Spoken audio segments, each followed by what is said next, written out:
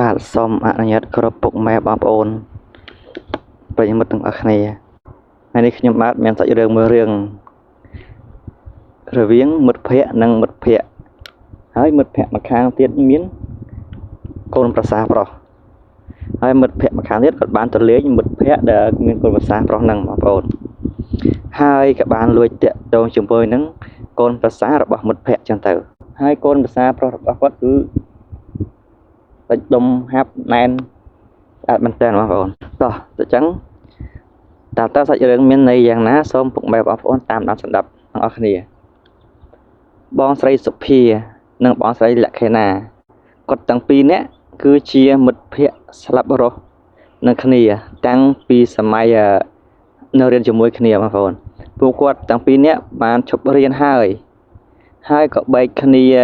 បានទៅនៅស្រុកភូមិរៀងខ្លួនអស់រយៈជាច្រើន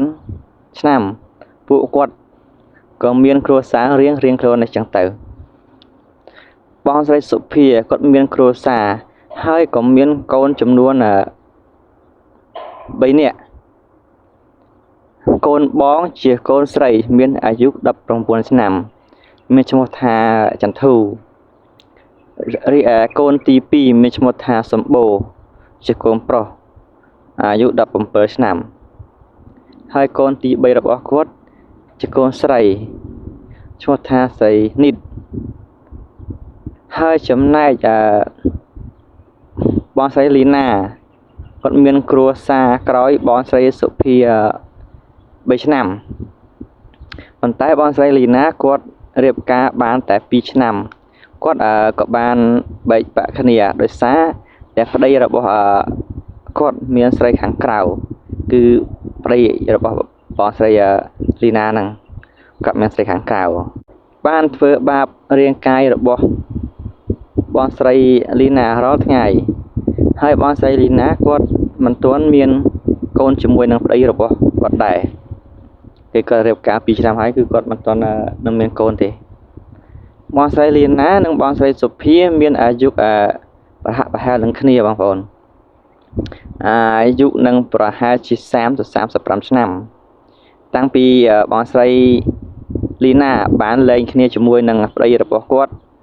គឺសាច់ឈាមរបស់គាត់ភ្លឺថ្លាជាងមុនហើយសម្រស់ក៏ស្អាតជាងមុនផងដែរបងប្អូនព្រោះរាល់ថ្ងៃគាត់ថែតែខ្លួនគាត់ឲ្យស្អាតមិនមានរឿងអ្វីដែលត្រូវគិតនោះដែរ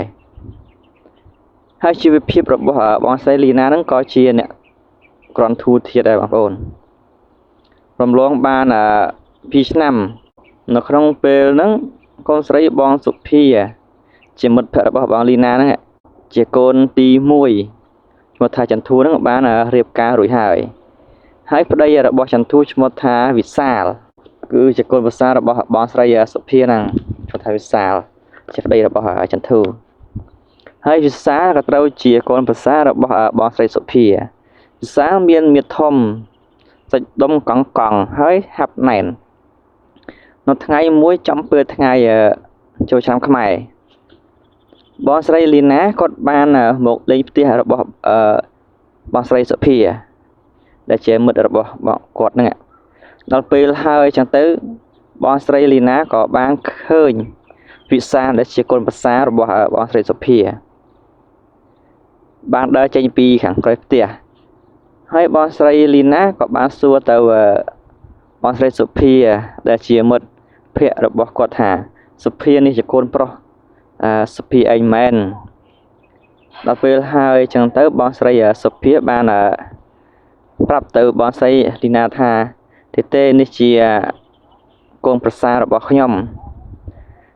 ជាប្តីរបស់ចន្ទធូទេហើយបងស្រីលីណាក៏បានលួចសម្លឹងទៅវិសាលដោយភ្នែកស្រទន់ដាក់វិសាលនៅពេលនោះវិសាលក៏ញញឹមដាក់បងស្រីលីណាហើយក៏បានជំរាបសួរនិងសួរសុខទុក្ខជាធម្មតាបែបជាអ្នកស្គាល់គ្នាទៅវិញទៅមកអញ្ចឹងទៅប៉ុន្តែនៅក្នុងចិត្តបងស្រីលីណាគាត់គិតថាបែបស្គាល់គ្នាលើស លើសពីធម្មតាគឺបងស្រីលីណាគាត់គិតដល់តែរឿងនៅលើក្រែតែប៉ុណ្ណោះព្រោះថាគាត់ជាមេម៉ាយយូរហើយគាត់ក៏ចង់រំលឹកមេរៀនចាស់ឡើងវិញផងដែរនៅក្បាលល្ងាចបងស្រីសុភាបានប្រាប់វិសាលឲ្យធ្វើម្ហូបហូបជុំគ្នាម្ដងហើយនៅពេលនោះវិសាលក៏បានឮដូច្នេះ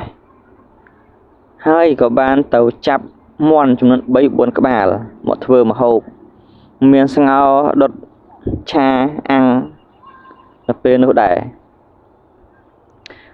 បងស្រីលីណាក៏បានដើរមករកវិសាលហើយបានសួរវិសាលថាវិសាលកំពុងធ្វើអីឲ្យមីងជួយធ្វើបានអត់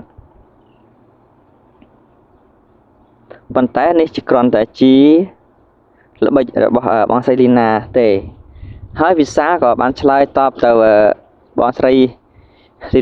លីណាវិញថាខ្ញុំកំពុងតែធ្វើមាន់ទុកធ្វើម្ហូបហូបជុំគ្នាហើយមីងមិនបាច់ជួយខ្ញុំទេខ្ញុំធ្វើតែមួយផ្លែតហ្នឹងគឺរួចហើយមីងនៅពេលដែលវិសាលបានធ្វើមាន់ហើយក៏យកទៅធ្វើម្ហូបនៅពេលធ្វើម្ហូបឆ្អិនហើយក៏នាំគ្នាហូបជុំគ្នាសើចសប្បាយរីករាយគ្រប់គ្នានៅក្នុងយប់នោះហើយចឹងទៅនៅពេលហូបអីជុំគ្នាអស់សម្បូរនឹងរៃនិតបានសុំបងស្រីសុភាដែលជាម្ដាយរបស់ពួកគេគឺពួកគេទាំងពីរនាក់បានសុំទៅដើរលេងនៅឯវត្តចំណែកបងស្រីសុភានិងចន្ទធូក៏បានទៅលេងផ្ទះរបស់ឪពុករបស់បងស្រីសុភាដែលជាតារបស់បងស្រីចន្ទធូហ្នឹងរីឯបងស្រីលីណាហើយនឹងវិសាលនៅផ្ទះតែ2នាក់បន្ទាប់ពីហូបអីជុំគ្នារួចវិសាលក៏បានកាន់ក្រមាមួយដើម្បីទៅងូតទឹកពីងនៅខាងក្រោយផ្ទះបងប្អូននៅពេលវិសាលកំពុងតែងូតទឹកស្រាប់តែបងស្រីលីណាហ្នឹងក៏បានដើរទៅតាមក្រោយស្របពេលវិសាលកំពុងតែយកសាប៊ូមកដុសខ្លួននិងដុសលាងអូនតូចរបស់គេបងស្រីលីណាបានដើរទៅពីក្រោយហើយក៏បានឃើញអូនតូចរបស់វិសាលកំពុងតែងើបយ៉ាងខ្លាំងបងស្រីលីណាក៏បានលូកដៃទៅចាប់អូនតូចរបស់វិសាលយ៉ាងជាប់ទោះបីជាវិសាលរើយ៉ាងណាក៏បងស្រីលីណានៅតែមិនលែងដៃដែរបងប្អូនហើយវិសាលក៏បានប្រាប់ទៅបងស្រីលីណាថាមីងចាប់លែងដៃទៅមិនបានជាមីងមកចាប់អូនតូចខ្ញុំចឹងហើយបងស្រីលីណាបានឆ្លើយថាមីងមិនលែងទេព្រោះអីមីងពេញចិត្តនឹងវិសាលអាចជួយមីងបានអត់ព្រោះអីមីងខានយូរហើយគឺបងស្រីទីណាគាត់ប្រាប់វិសាលជាកូនប្រសាររបស់បងស្រីសុភាអញ្ចឹងគឺគាត់ប្រាប់ត្រង់តែម្ដងថាគាត់នឹងខានយូរហើយគឺគាត់ចង់ឲ្យវិសាលជួយគាត់តែនៅពេលមីងបានឃើញអូនតូចរបស់វិសាលធ្វើឲ្យមីងចង់ឡើងក្រែជាមួយវិសាលឯងតែម្ដងវិសាលក៏បាននិយាយទៅកាន់បងស្រីទីណាវិញថាធ្វើចឹងមិនសមទេមីងខ្ញុំមានប្រពន្ធហើយខ្ញុំខ្លាចប្រពន្ធខ្ញុំនិងម៉ែក្មេងខ្ញុំគាត់ដឹងណាស់មីងឆាប់លែងដៃទៅមីងប៉ុន្តែបងស្រីលីណាគាត់នៅតែមិនលែងដៃចេញពីអូនតូចរបស់វិសាលនោះទេរហូតអូនតូចរបស់វិសាលហ្នឹងកាន់តែរីកធំទៅតលតែបងស្រីលីណាហ្នឹងក្តាប់លែងជុំហើយវិសាលរើខ្លួនចេញរួចពីដៃបងស្រីលីណាទៅក៏បានដើរទៅចូលក្នុងបន្ទប់បាត់ទៅមួយសន្ទុះក្រោយមកបងស្រីលីណាក៏បានស្លៀកសារ៉ុងចងពងរួចដើរចូលក្នុងបន្ទប់ របស់វិសាលដើម្បីឲ្យវិសាលនាំឡើងឋានសួគ៌បងស្រីលីណាបានបើកទ្វារបន្ទប់ថ្នមរួចហើយក៏ចូលទៅអោបវិសាលពីខាងក្រោយធ្វើឲ្យវិសាលភ្ញាក់ខ្លួនរួចក៏របូតកន្សែងពីខ្លួនធ្លាក់ចុះក្រោមនៅតែខ្លួនទៅទេ